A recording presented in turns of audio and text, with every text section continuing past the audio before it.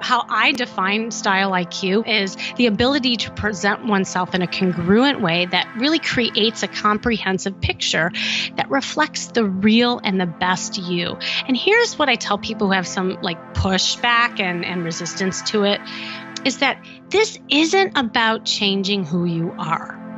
It's about marketing yourself so that people get to know who you are. And sometimes there's an incongruency with the message you're sending with your clothes and who you are as a person. And so if you knew that there were a few tweaks you could make with your shirt line or your collar or the colors that you wear that made a difference in the way that people related to you, why wouldn't you do it? I mean, 55% of your dating success can be increased just based on the clothes you wear. I mean, how crazy is that? Why wouldn't you? That's Kim Seltzer, and this is episode 224 of Wellness Force Radio. What's up, my friend? It's your host, Josh Trent, and welcome back to another episode for your weekly access to global experts in all things wellness as we discover the physical and emotional intelligence we need to live life well. In this episode, we talk about one of the most important yet overlooked ingredients in the recipe for success. However you personally define success, this directly relates to money, relationships, and opportunities we attract into our lives. This frequency of being, otherwise known as charisma. We're learning about this from today's guest, world-renowned speaker Kim Seltzer, an expert in the fields of confidence, charisma, and human connection, where she reveals the scientific proof that image really does matter, how a makeover boosts your confidence, and how to get out of paralysis analysis. Now, before we get into the show, I want to take a breath here and thank you from the bottom of my toes to my teeth for the hundreds of direct messages and emails and social media threads about my recent personal breakdown and breakthrough. Honestly, where the show is going right now is a different path. We've been through so much in 200 shows in 3 years, my friend. It can be scary being in a platform and speaking our deepest truth. And I'm raising my hand right now. And so I wrote that on the email to you, and I was really enamored and humbled by the response. You know, it can be scary and liberating and exciting, all wrapped into one package for any of us, especially myself, to go down this path of discovering my own physical and emotional intelligence and then share that with the world. And the reality is, I've been holding back because of that little critic in the brain called fear. And we all can relate to this because opening the door to every single thing that we as a human being are embodying, are learning, are going through is scary.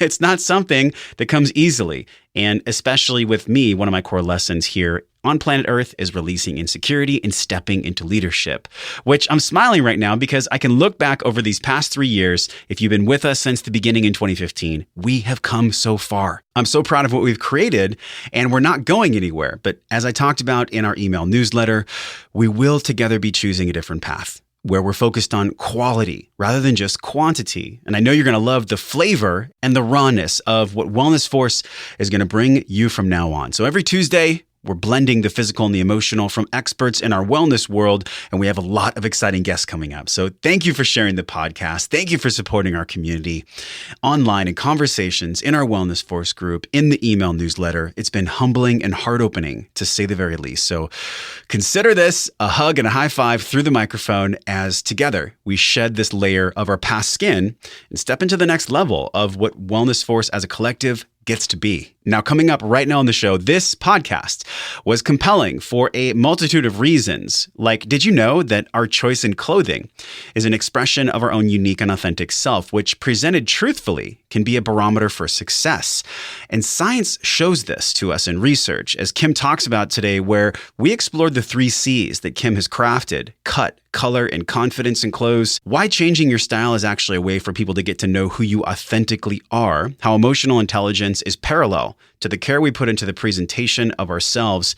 And when it comes to style and expression, Kim has created a way of operating called the charisma quotient, this amalgam of doing our inner work, our outer work, inside the triad of physical and emotional and spiritual. So by the end of the show, you'll learn how to rebound from confidence-breaking events, how to weed through relationships that serve you or pull you away from your purpose, why you don't actually have to spend a ton of money to change your style, how you can do it on the cheap. And for all the parents out there, we also talk about helicopter parenting, this epidemic, why it actually lowers confidence in children. So if you've been curious how to change your style to reflect more of actually authentically who you really are, this is the show for you.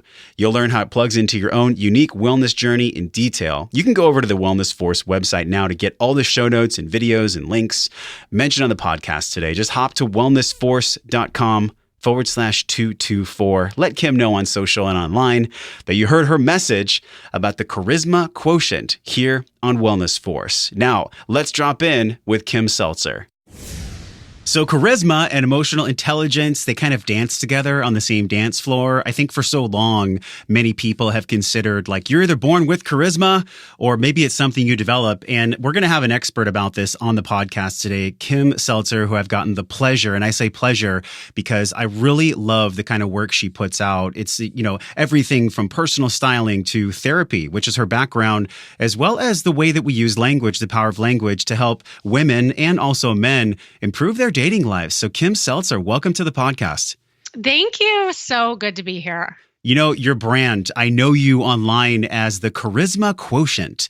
Let's start this off right at the bottom of the ocean we swim in here. How would you actually define charisma? There's a lot of ambiguity around that phrase.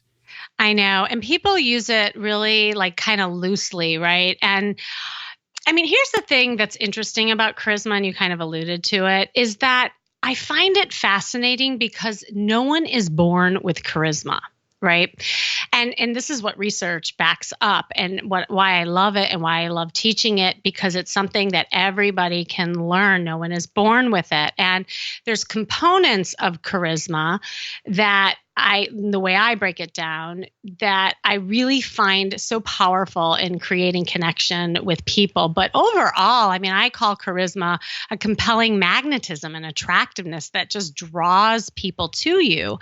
Because when you have that kind of likability factor and attractiveness, I mean, the world is your oyster. I mean, you know what I mean? The opportunities are limitless. Kim, I love this so much because even when we look at the work of Jordan Peterson and a lot of behavioral psychologists we've had on the show, we understand that when it comes to a social hierarchy, people that have higher levels of charisma, they tend to be more successful. Would you say that's true based on your research and your world that you play in?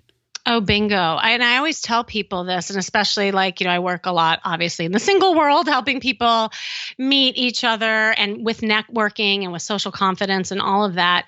And what I tell people all the time, it's not as important of what you know, but how someone feels around you. And all the research backs up is that when somebody is likable and approachable and magnetic, it supersedes all your knowledge, like just intellectually in terms of what you know. You know what I mean? Like you can really get by with the way that you make people feel and how you feel around them. You're passionate about this because not only do you have, 10 plus years, how many years have you been a therapist, or when did your background start at that point?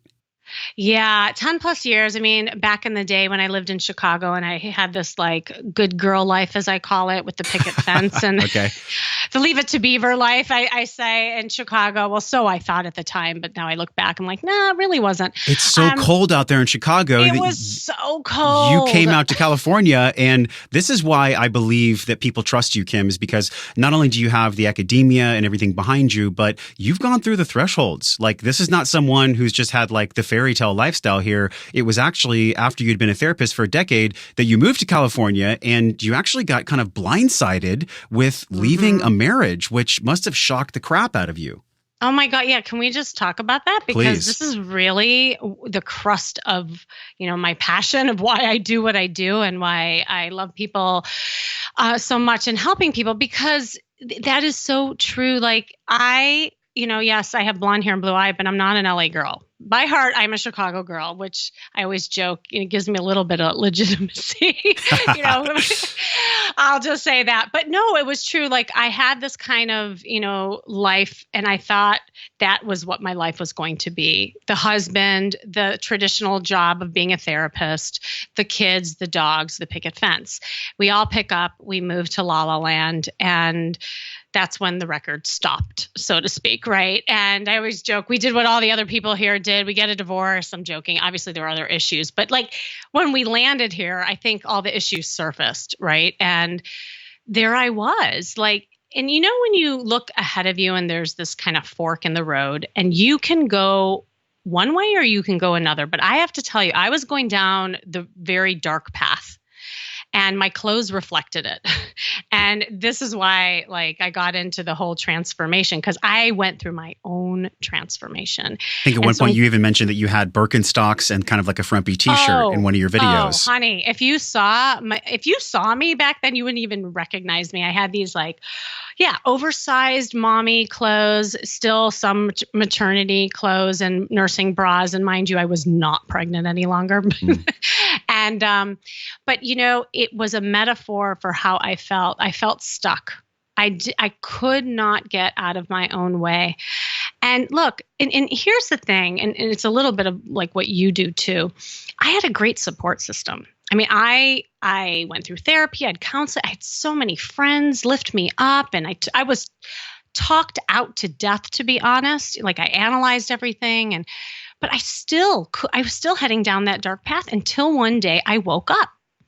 And I decided, I kid you not, I look in the mirror and I did not like what I hated what I saw. And I went shopping. This is where the whole style intelligence comes in, right? Yeah.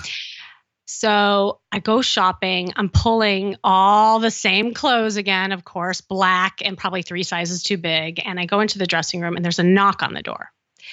And it was the personal shopper. She was watching me and she said, "Ma'am, you know, I thought maybe you would want to try on this." And she holds up this red dress. And I said, "That is so sweet of you, but that is so not my size. And that's really not my color."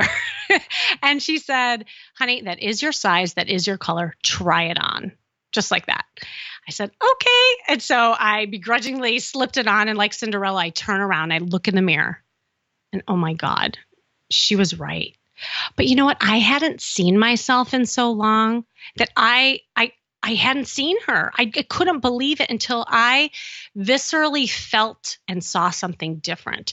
And this is really, this is where kind of my new business was born, because I realized the power of the outer and the inner, and that there's a symbiotic relationship between the two, and that you have to really cultivate both in order to feel confident, in order to feel whole, and to take action so that you can start feeling changes. Kim, like what you did, I just want to pause for a moment here so this lands for everyone. We all can relate to having something completely fall head over heels, love someone, and then it stops. And then we see this, people go to the grocery store, they're wearing like pink polka dotted pants and a striped orange shirt. And we're like, did they just give up? Did they literally just give up? And Kim, like, you could have chosen to give up. Like, what inside you, what was the fire inside you to not give up and to literally renew your self-love, to become this coach? I mean, there's a big bridge there we could explore. I know. I always say we are our own best teachers, right? And because if you were to ask me 15 years ago if I would be doing what I'm doing now, I'd be like, heck no, I would never in a million years dream that I'm doing this. But when, again, it was my own story and my own transformation. And to be honest, it was that show, What Not to Wear, that really got me. Do you remember that show? What was that? Was it the 90s or 2000s? Oh my God. All right. For those of you who don't know, it was a makeover show. And there was these 2 people who would ambush people on the streets and they would make them over. And I remember as I was going through my transformation, nursing my babies, I'm like watching this show. I'm like, you know what? Those people are happy. I wonder if that sticks. You know, I had this like vision that, well, okay, just because you make someone over, does it really have like sticking power? Yeah. And so, but then I realized with myself that it really did. It really did. It started with that red dress and then it just kept going like rolling moss. And I kept collecting tools along the way. And it wasn't perfect. I got to be honest. Like I stumbled a lot and I fell down a lot and I made a ton of mistakes, but that's what made me stronger. You asked how did I keep going? I think we all had choices is the bottom line, is that we can stay in the ball and stay stuck and stay in victim mode. That's where I was before in that dark path. But I decided to go in a different path and use my adversity as gifts to keep going and to build on it so that I could not only help myself, but then eventually help others. And that's what fed me. And then I had these two beautiful children at home that I had to feed, right? And so how old were your kids when the divorce actually happened? Oh, they were young. They were, let's see, my oldest was 2.5 and my other one was 8 months. Oh my God, So that must have been so intense. it was intense. It was intense. But again, that's what drove me too, because I felt like in my mind, I didn't have a choice. And it's funny because like you just asked me, a lot of people say, how did you do it? You were so brave. At the time, I didn't think of that. Like I saw that boot camp that you went through, and, and I was watching you and in that video. And the seal fit, the 20X. Yeah, the seal fit. And it's like, when you're in the trenches, you don't think about, you're just thinking about surviving. Yeah. Right. Yeah. And I think that's exactly what I was in the moment. I wasn't looking back and I wasn't looking forward. I was right there on the ground.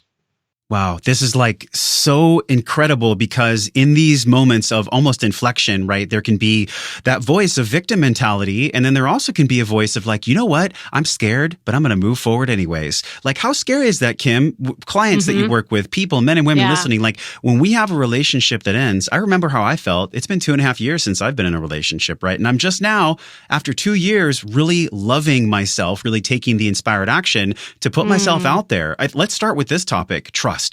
We'll talk about style in a moment because I noticed you're a certified style coach, which is fascinating to me. I don't even know what that is. but let's talk about the trust piece because so many people, like they can't trust that there's a man or a woman out there for them if they don't first trust themselves. That inner trust work, how have you personally done that? Yeah, well, I'll tell you, and I'll tell you a little bit of the personal stuff, but also just being a therapist, knowing what that's about, right? So a lot of times when people don't trust themselves, it's because they've had some sort of trauma or negative experience where people were either let down, abused, something shocking happened where they learned not to trust, or maybe they were highly criticized, growing up.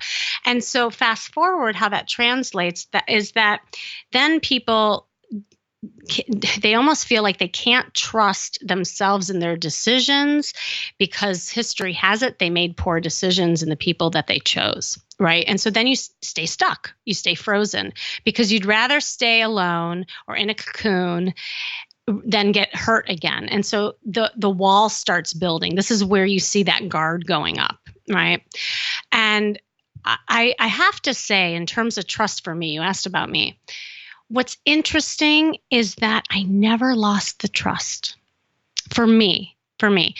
And I think I actually chalk it up to my wonderful parents and a lot of the support that I got, even though things went sour and I could have gone there. I never lost trust in men or myself, but I definitely lost confidence. Mm-hmm. And I feel like there's a difference between the two. God, that's so good. Let's explore that, can we, just for a moment? Yeah. The trust and the confidence teeter-totter. They totally teeter-totter, and I think people confuse the two. Because the way I define confidence is experience, is exposure. I don't believe that there's one person out there who is not confident, because when I'm working with clients, my first question is, what part of your life do you feel confident? And everybody has one area in their life where they do feel confident. Why? Because they've gained experience. They got reinforced for it. So for instance, you may not feel like confident in love and relationship, but boy, do you know your trade and your career. And you can do it with your eyes closed. Why? Because you did it over and over and over again and you got good at it. So you're confident. And so like for me, when I went through the divorce and here I am, I got married young and then I'm like landing on a new planet and I'm looking at these aliens called men, you, and I'm like, oh my God, like who are they? I suddenly became a very low confident person in this area. And I consider myself a pretty confident person overall. And I thought I was before. But it shot my confidence because I had very little experience dating as an older woman, a single parent, right? And I didn't know how to navigate that. But I never lost the trust because the trust was something that, I was able to confide and trust in men still and in myself. Does that make sense? It makes perfect sense. And I'm curious too, what do you think, maybe one or two qualities that your parents instilled in you that you fortified that to use that to ride this trust teeter-totter properly? Ooh, that's such a good question. You're really good at this. Well, this is what we do, Kim. I love we it. go deep. I love like turning the tables. Yeah, I was thinking about that the other day. I had a father who so believed in like cultivating independence and strength and recognizing strengths in his kids. Like I remember him thinking that we can do anything. Do you know what I mean? Like he didn't try to coddle us. He didn't try to do things for us or criticize us. He tried to teach, and if we failed or we couldn't do it, he would have us do it again. And I think that builds trust in a child, in themselves often. And I see that, even as a therapist, because often when I see that the trust is broken within, they've had either a highly critical parent, some abusive situation, or maybe they've been overly coddled, like that the parents didn't trust they could do anything. Like the minute the pacifier drops, the parent would be, oh my gosh, right here, This is the helicopter parent epidemic that we're seeing all over the media. Yes. Like I think it's either extreme, and it's tough. Look, I mean, I'm a parent, and it's easy for all of us to say, from a bird's eye view, oh, well, you should just do this. When you're in it, it's difficult because you just want to like nurture your kid and you want to protect them and stuff. So it's a balancing act. Absolutely. This building trust, I love that you said, what areas do you have right now that you're confident in? It could be career, it could be something about you that I mean, everyone listening knows this. There's something they do so well that they just have pure trust that no matter where they are, they'll be able to do that thing. I think that's a beautiful starting point for the other side of the teeter-totter, which is really like on one side, there's the trust, and on the other side, there's the expression, there's the potential of awareness, right, for anything and everything being possible. And I think the next question really is, when it comes to relationships, what's the first step? I mean, how do people that have been through heartbreak even begin this other side of the teeter-totter?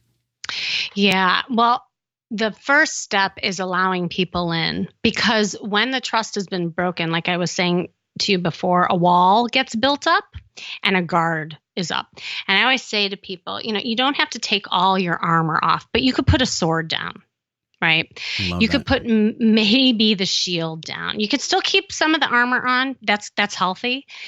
But you got to allow people to see you, to feel you, express your needs, share your thoughts. And the good people, the people who are healthy and right for you, are going to want to hear you, are going to want to share with you, confide in you, and that cultivates the trust. The people who are not healthy, who are dysfunctional, that kind of thing, they won't want to have anything to do with your thoughts or your feelings, right? And that's a great way to weed people out of your life. I was just talking to a client actually right before we hopped on, and this is the crust of her issue. And she grew up in a household with a narcissistic parent and an incapable parent, like on both ends of the spectrum. So she actually grew up parenting her parents, and feelings were not allowed to be expressed. End of story. It just wasn't allowed. And so fast forward, she grew up expecting that nobody cares about her feelings, but she learned how to read other people's emotions because that's what her role was. And so I said to her, what if you started sharing things about you so that people could feel you? She's like, well, I don't think people really care. I said, well, try it. Let's see what happens. And so, she has been starting to do this, and she's amazed at the impact it has. She's like, I can't believe people are listening to me. I can't believe that people actually want to know that I like vanilla ice cream. Like, it can be something so, benign. Yeah. But she was so used to just questioning and asking everybody else. But that cultivates trust, because as you teach, that's the emotional intelligence. It's your ability to manage and express your feelings so that you really let people in. It's so interesting. I love the way your brain works because people know you as a makeover artist, really. And I want to contrast the style piece of this, because when it comes to like building the confidence of which you speak, Kim, I almost feel like another way to say it would be like, well, as I build my confidence, I'm going to like bulldoze this old belief that's not serving me anymore. And a lot of times it could be, well, I think I'm just going to dress a certain way because no one cares how I look anyways. I mean, that's such BS. Like when we men and women see each other and we notice someone's taken the loving care to, you know, have their body be a billboard of self-love. Like I acknowledge it. I remember when I was a trainer, I used to always notice when my clients would like get their hair done or new nails or whatever it might be. Now, not everyone's like that, but a lot of what you're saying here is so true. And I think this style piece, talk to us about the style. You have this certified style coach certificate from the Style Coaching Institute. Where does style plug into self-confidence? It's everything. And I know that may sound like a very superficial thing coming from a blonde-haired, blue-eyed girl from LA, but I am here to tell you it's not superficial. It's real, as you're alluding to. And there's a lot of scientific proof that image matters and that it actually can tap into your confidence. So here's the thing that's interesting is that, you know, when I was a therapist, I didn't get into all this like makeover stuff. I had the belief that you had to work from the inside out. Like you really had to do the work in order to get results. And I would sit there and I would talk to people in the office and we would, you know, do a lot of cognitive therapy and family systems and blah, blah, blah. But it wasn't until I had my epiphany and my own story and transformation happen when I started questioning it. And I also have a drama background. So I'm just a warning to anybody out there. I really get kind of silly when I work with people because I feel like also people get really in their head. And so Yes. I do a lot of games and role playing and that kind of thing. And what I found is that sometimes, and most of the time, you got to work from the outside in order to really achieve a difference in the way that people create new habits. And the reason for that is because people get stuck in a loop and an analysis paralysis, and we get stuck in our heads. And just like what happened to me, I needed that red dress moment in order to push me to the next level. And I see this with my clients over and over and over again. When they see themselves in the mirror and they look at somebody totally different, their body language shifts, they seem more confident. And there's all this research that backs up that how body language can integrate, you know, also with the inside. And people will perceive you as more confident. Therefore, you will become more confident. Again, it's that like, you know, it's so interwoven and it's so interesting. And if you look at all the research, you know, 93% of communication is nonverbal, right? And so when you're trying to make a first impression on people or you're trying to work on your confidence, if you act as if, or if you put something on that deems you as that, you will become that. I mean, look at Halloween, right? I love Halloween. Everybody has a costume on.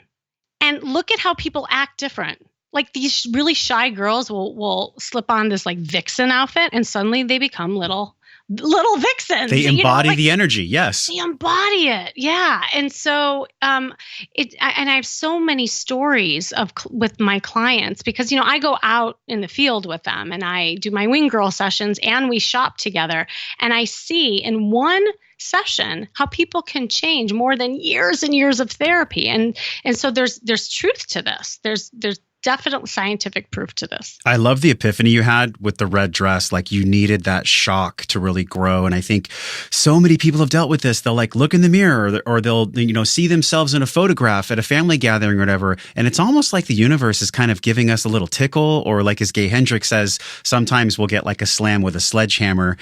In that moment with the dress, did you feel like it was a tickle or was it more like a sledgehammer where you really felt a cascade of emotions? Gosh, you know, I remember feeling frozen at first. I remember just looking in the mirror and in disbelief. It didn't hit me quite, like it was almost more of a wave, to be honest. It built up and then I looked at it. And to be honest, when I bought that red dress, it was like a costume in my head. I'm like, okay, I think I need to marinate in this costume until I become it. And so I would wear it out and about, and I would see the impact it would have, the way that people looked at me, they smiled at me, the way I got treated. And then my confidence started growing with that. You know what I mean? So it was a buildup more. So to me, it felt more like a wave, if that makes sense.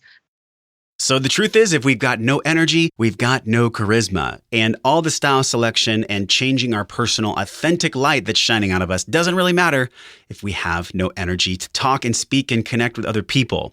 This is why every single day, sometimes 2 or even 3 times a day, I am taking my Organifi red juice. Now, the red juice is part of our Organifi Wellness Force bundle, where you can get the Asahi and Cordyceps infused red juice, also the ashwagandha and superfood powder in the green juice, and you can get the gold. You can get all 3 of these, the red, green, gold, in the superfood bundle from Wellness Force, and you can get it for a huge discount. All you have to do is go to Organifi.com/Wellness Force. Use code Wellness Force to get 20% off your bundle, your discounted bundle for the red, green, and gold juice. Get some more energy from the inside out and save some money in the process. Organifi.com/Wellness Force. Use code Wellness Force, my friend, at the cart. Let's get back to Kim.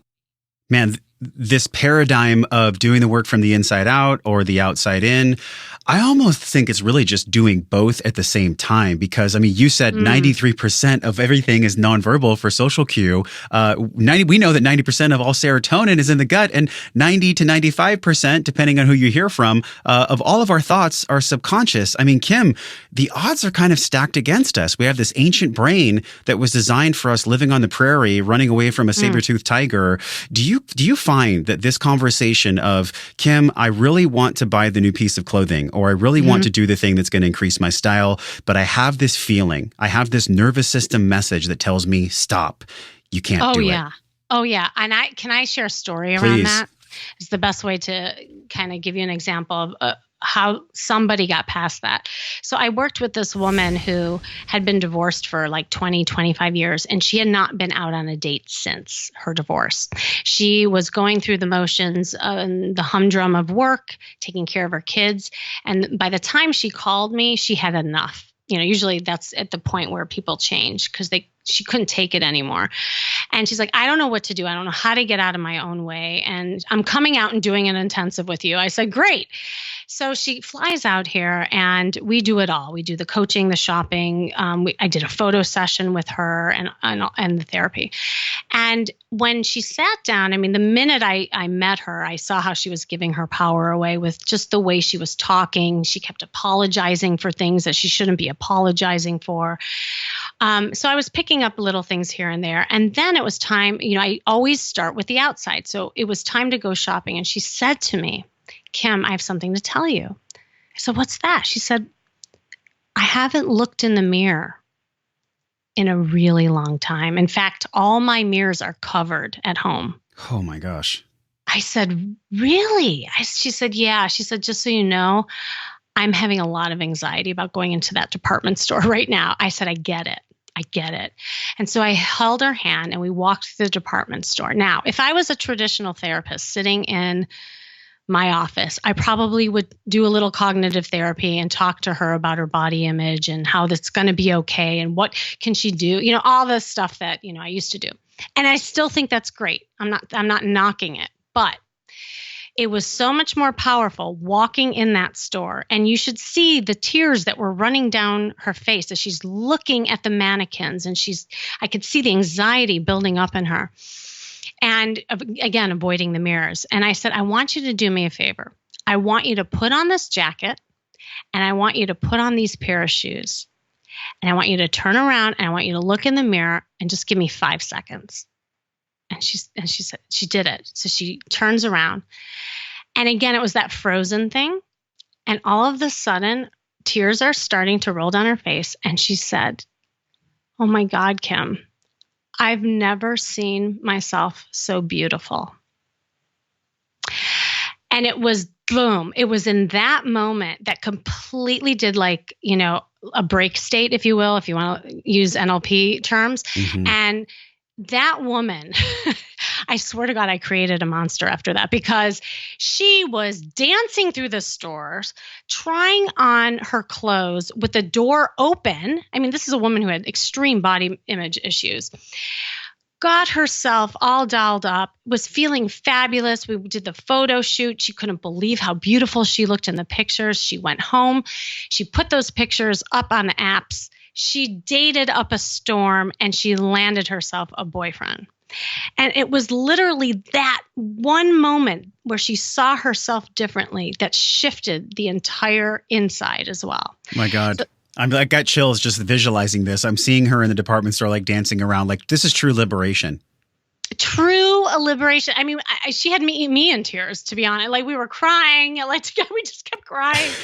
and you know, to this day, I mean, she just kept thanking me, you know, over and over again that it changed her life. It got her unraveled, unstuck.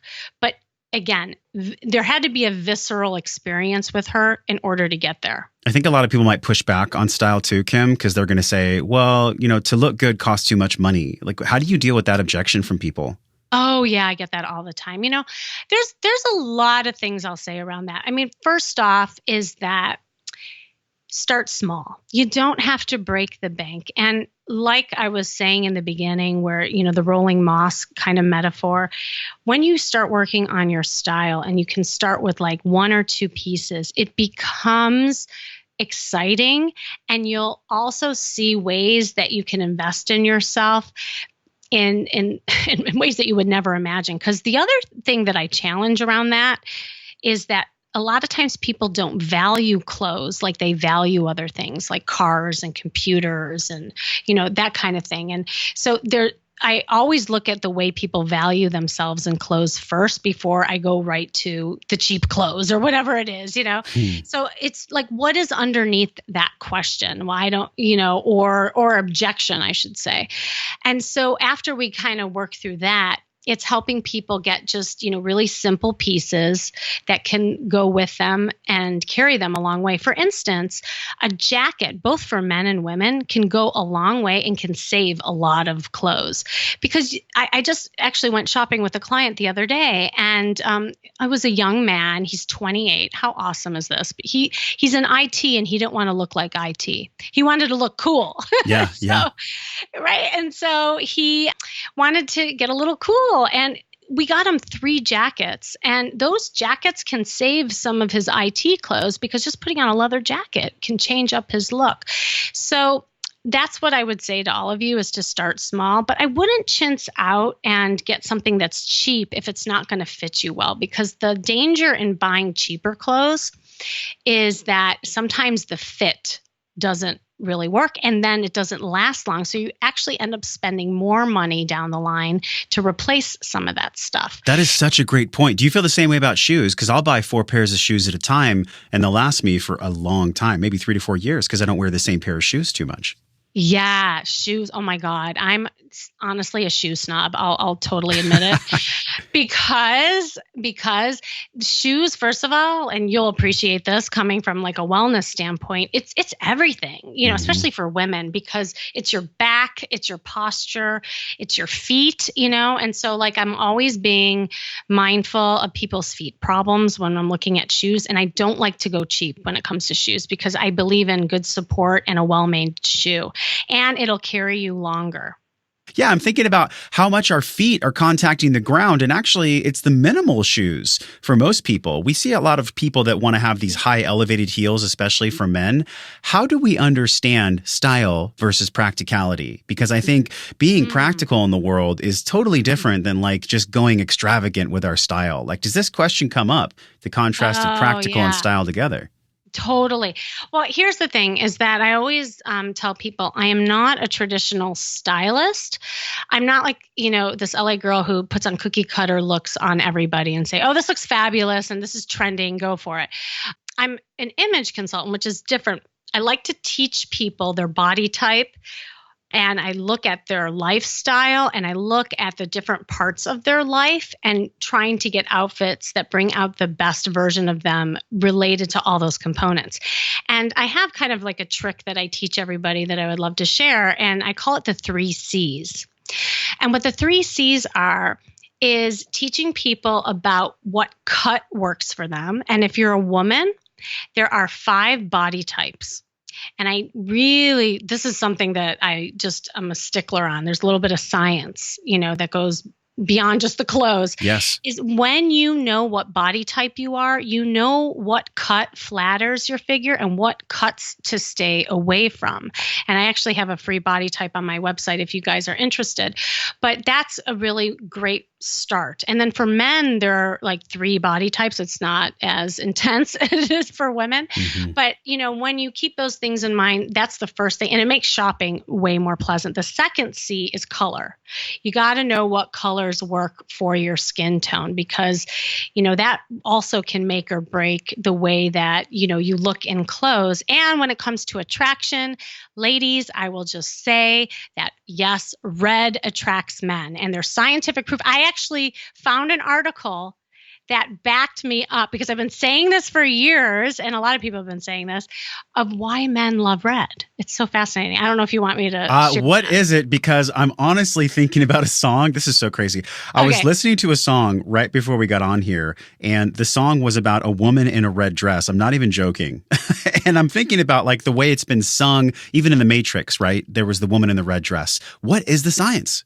What is it? Okay, so the reason why, well, first of all, the color of red is a showstopper. I mean, if you think about just like stop signs and sirens, red just like it makes you stop, right? But for men in particular, what they found, they did this study and they had the same woman in a red dress, and then she then wore a blue dress, and they showed it to 100 men, and in like a profile, right? Yeah. And they said, which one would you, pick up and choose? And 100% of the 100 men chose the red dress. And what they found is that they think there's a biological component because red is also menstruation. And so it's like that whole procreation kind of thing. Mm. And there's almost this subconscious thing that happens with men when they see a woman in red. Isn't that interesting? That's so fascinating. Now, what's the color for men to wear? The best color for men to wear, I find is blue. I think most men look really good in blue, and it depends on the shade, by the way. So if you're like light toned, you don't want to wear like a powder blue. If you have darker skin, you could probably get away with many shades of blue. But blue is also power, and it can mean authority. So I think that, in terms of that alphaness, blue is a really good color. But it varies from person to person, just like with women. I mean, there's a lot of colors that look good, but colors in general are great, and it attracts people to people. And so I love black too. I think there's a time and a place, but yes. Like in my instance, when I was stuck in my black zone and period, when I was really depressed, you got to watch if you're using it in a way to hide you. That is such a good point. Oh my God. And this is why style is so important. It's like you have the cut, you have the color. And what's the third piece? The third is your confidence clothes. And what I mean by that is everybody, if you look in your closet, I guarantee you have that go-to outfit that makes you feel really good. Yeah. And you got to look at that confidence outfit and say, okay, what is it about this outfit that I like, and why do I feel so good in it? Is it the cut? Is it the color? And have you been complimented on it or reinforced for it? And if you can figure out those components, I always tell people, get more of that, because that's your wheelhouse. That's where your confidence lives. And so when you focus on those three things, it's a great way of getting started with your style. This is an intelligence factor. I mean, the physical and the emotional are both their own unique wells of intelligence. Style is its own universe. Like the style industry. I mean, how much money are we talking about here? It's got to be in the hundreds of billions. Oh my gosh. I don't even know. That's a great question. It's a great question. That'd be a fun fact to know, because I'm thinking about how much people spend money on things they honestly don't value. And to go back earlier in our conversation, it's like, if you're not going to value the clothes, then you may as well not buy them. And the same conversation could be had about healthy foods. If you're complaining about how foods are expensive, well, you're truly not valuing them. So it's almost like, Kim, I'd love your expertise on this. Is there a way to understand what one values when it comes to style? Is there a process someone can go through for that? Yeah. And honestly, it's always the same thing. It's putting people in action and actually having people try on clothes just to prove them wrong. you know? And again, I can talk to the cows come home. I can talk on this podcast how style is so important, but it's not until I show people and so that they can see themselves in something different that it starts clicking. This is my whole point.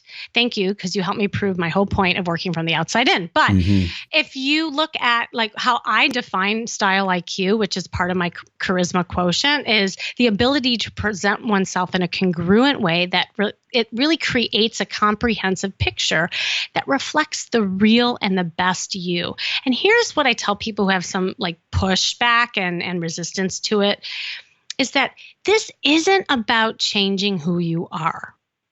It's about marketing yourself so that people get to know who you are. And sometimes there's an incongruency with the message you're sending with your clothes and who you are as a person.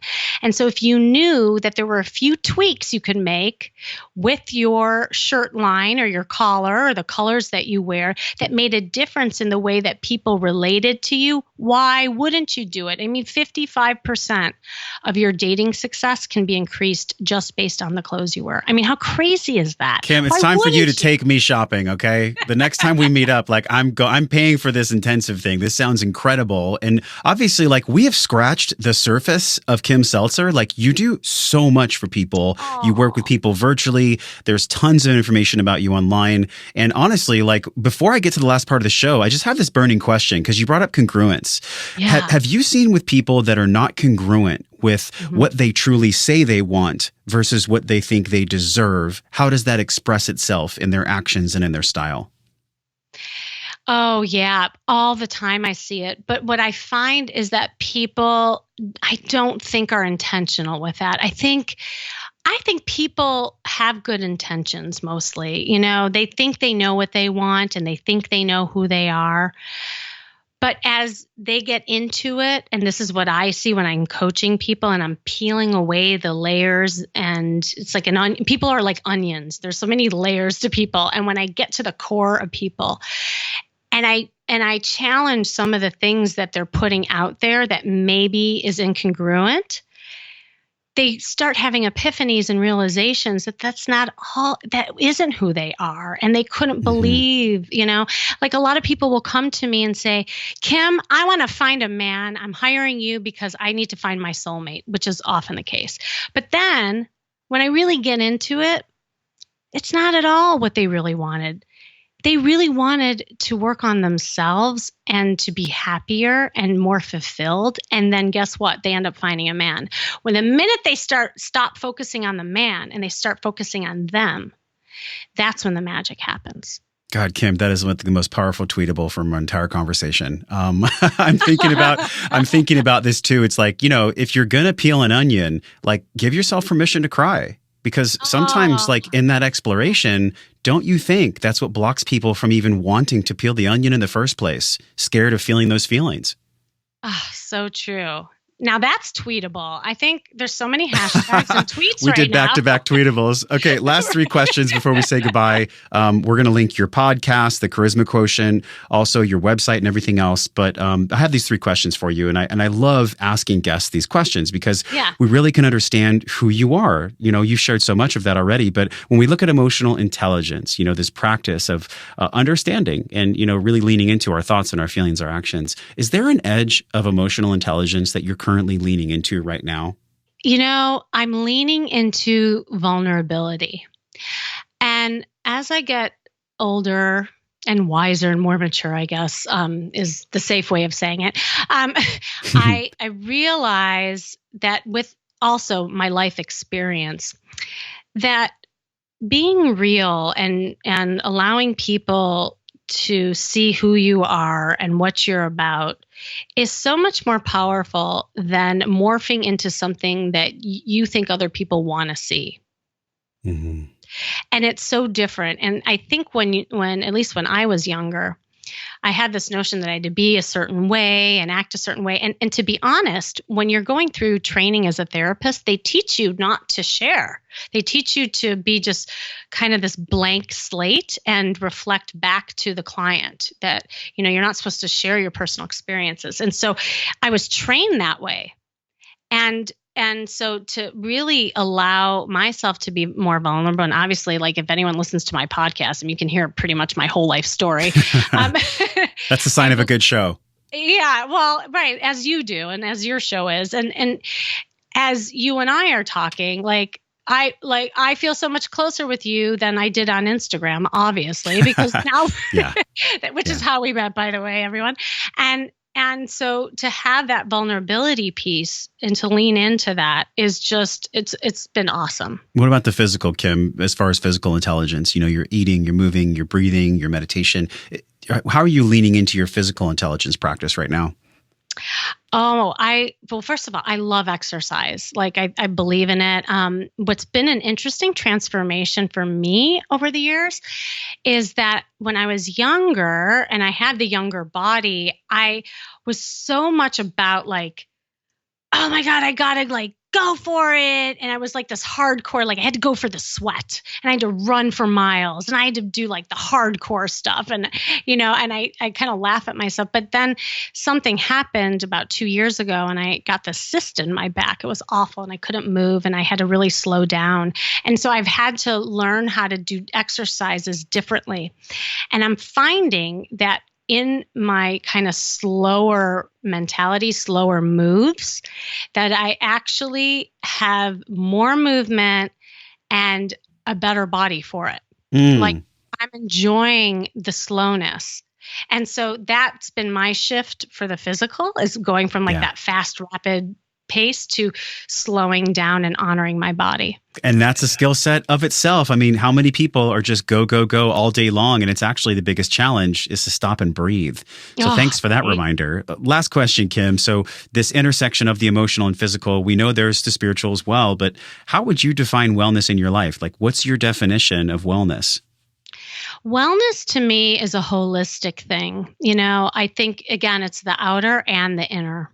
I think when people think about wellness, they think about health, but health is your body, it's your mental health, it's your spirit, it's your energy, it's, everything. It's your daily routine, it's your sleep, it's what you put in your body in terms of what you eat. So to me, it's very holistic. Kim, thank you for coming on the show. This has been one of my favorite conversations, and we have not explored dating and the value of style in charisma and how these things contrast, really, honestly, the love that we have for ourselves. So I just want to pause for a moment, acknowledge the work you do in our wellness world, this charisma piece, this charisma quotient. It's so powerful. And the choice you made when there was the divorce to now transcend that and coach and teach people across the world, just want to acknowledge the power that you've stepped into. So thank you for what you do. Oh, thank you. And thanks for the acknowledgement. That always feels really good. And I can't wait to have you on mine. Oh, people are going to get to know me a little bit deeper. That's going to be fun. Yes. Tables are going to turn. So eliteimagemakers.com is the website. But where are you the most active? Where can people reach out to you? Yeah, my website is probably the best. You can also obviously listen to my podcast, Charisma Quotient, social media. I'm Kimberly Seltzer on Facebook and at Seltzer Kimberly on Twitter. All right, Kim, we'll talk to you soon, I'm sure. Yes, absolutely. Hey, my friend, thank you for hanging out and growing with me on today's show. Remember to hit subscribe, share this podcast with somebody you care about that you think gets to hear this message. Support the show by leaving a 5-star review for the podcast right now, simply by tapping on your show artwork on your iPhone. Click that purple link that says review this podcast. It helps the show reach more conscious and smart people like you, and your voice will attract more world-class guests that want to come on the show. So let them hear your voice. For all the downloads, videos, links, and free resources mentioned on the episode, go to wellnessforce.com/radio. And while you're at my house on the web, Join us in the Wellness Force community newsletter on that page, and I'll send you 4 free guides around staying healthy with your eating, moving, and sleeping while you travel. But don't let this conversation stop here. Join a group of people like you over at the Wellness Force community Facebook page. This is where we talk about the things that really matter. We share our wins, inspirations, struggles, and a lot more. So join us, tap on the show artwork on your phone, and hit that purple link that says join the Facebook group, and I will welcome you at the door. Okay, now you get to go out into your world and create impact for the people that you care about. So until I see you again real soon, I'm wishing you love and wellness.